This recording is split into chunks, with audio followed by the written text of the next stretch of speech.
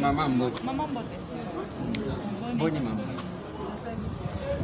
Baobi la biso zali madame mon entier vivrait au monde. Yebisa biso maman bato nyonso bazolanda biso.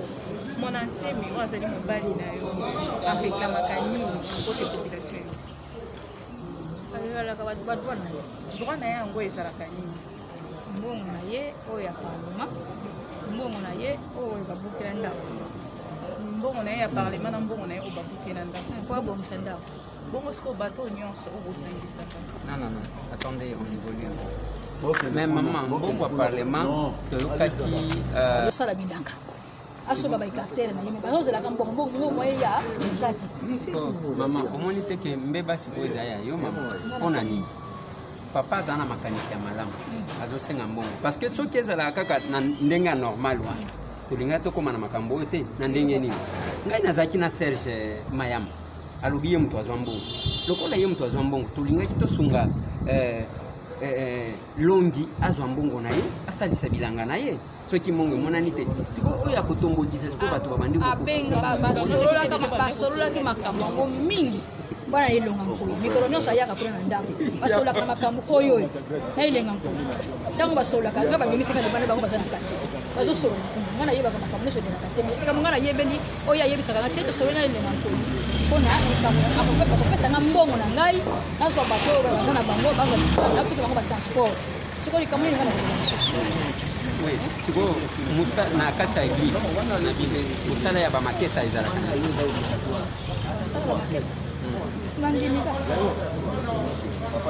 Makesa baza bandimi.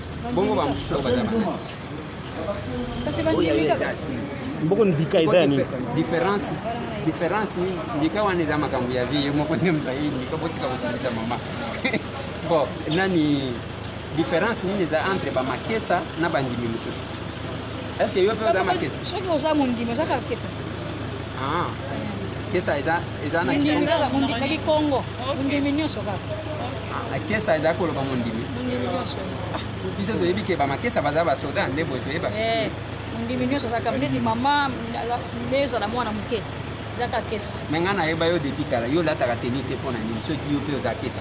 Parce que ba makesa. Kasi yango na lobi kesa ba bengi kesa, soki kesa mondimi. Neti ngana za mondimi. Kola ta tenite. Pona saka mondimi. Ko ba bala taka tenite bana. Alobi na kimbangisi bala taka tenite. Kaka ngabo so tuna. Kele botuna bituna wana pa na yeti. Tuna ngapa na yeti. Mama zo silikani. Ninga mo so tuna langa neti na swinga mboko boyi. Kabuni mwasa posa za kapotisa. Mais aussi non. Ko bana ni mwana sisi sana. Siko irizela. Yo zali subu. Siko ezali subu te parce que moi c'est à Kabila bazali ko benga mama Olive première dame. Tangu bazali ko finga Kabila bazo finga ye. Moi c'est à Félix comme na ye mama Denise première dame. Bazo benga ye pe babenga première dame. Yo pe moi c'est à Longi. Yo tangu yo yaka kuna ozaki ko yako dako kuta mwasi zaki nga. Ezaki mama oya liboso. Yo betaka kude. Mais yo ozalaki wana. Kudeta na ndenge nini? Yo yebi kala betaka kudeta. Ezai nini?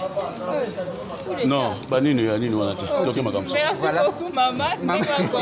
Mais yeba ke mais maman ça gentil hein. Yo ka nazo sudisa parce qu'il faut opesa moi message moko na kikongo mtu. Mais yo ndo zana mbeba. Okowanga na teke moi c'est politicien te. Moi c'est Félix première dame. Moi c'est na ye maman Denise. Oyo azalaki na Kabila. Bali opesa conseil te. Ce que je pesi conseil ce que yo ke lui to sala ndenge. Okobimi na libala. Kono be ko na ngambo te. Okobima na libala te. Na oyebika place ozwelaka ye. Merci beaucoup. Message na Kikongo. Message na Kikongo. Message na Kikongo.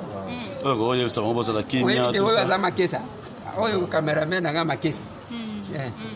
Message na Kikongo na pesi kaka ke namoni penza likambo Kikongo. Ya mwingi na vova kajena ko.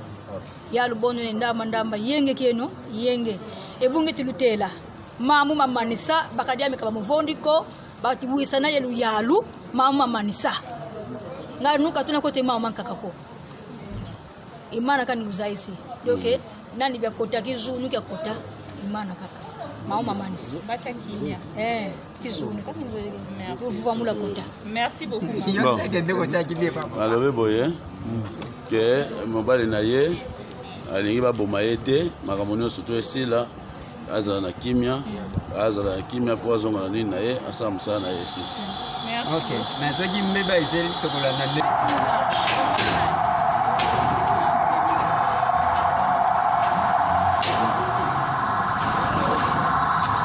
répondre, mais quoi que c'est un petit risque, mais il faut répondre à moi.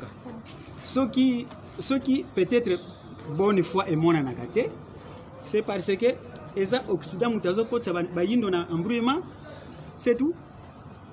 C'est ça le vrai problème.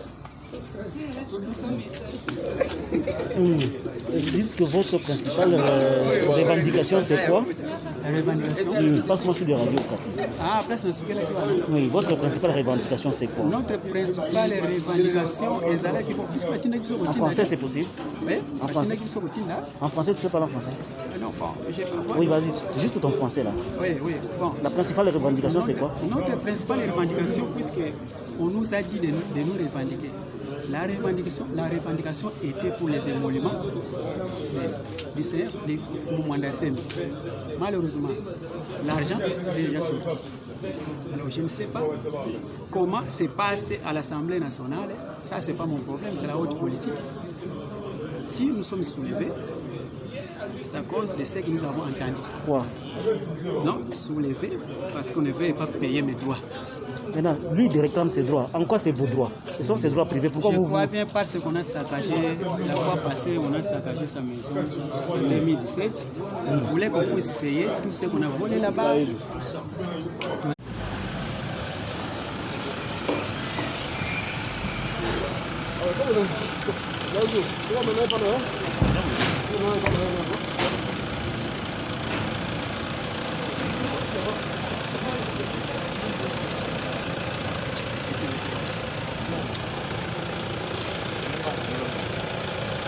Ça va?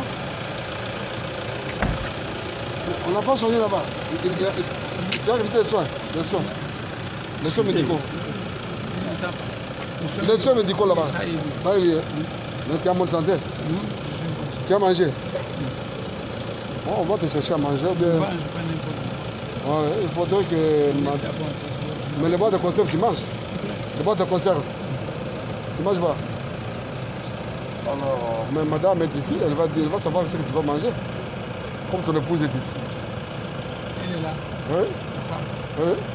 Elle est où? Elle est ici. On est en train d'entendre ce préfet. Ok, ça va.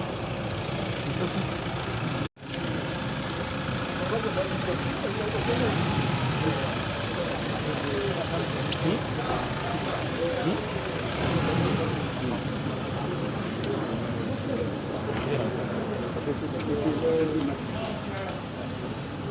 Le match, c'est le match.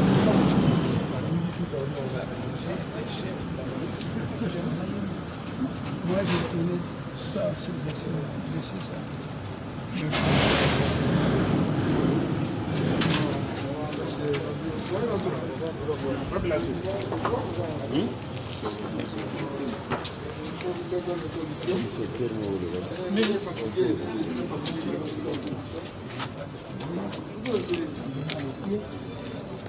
On achète des babouches? Oui.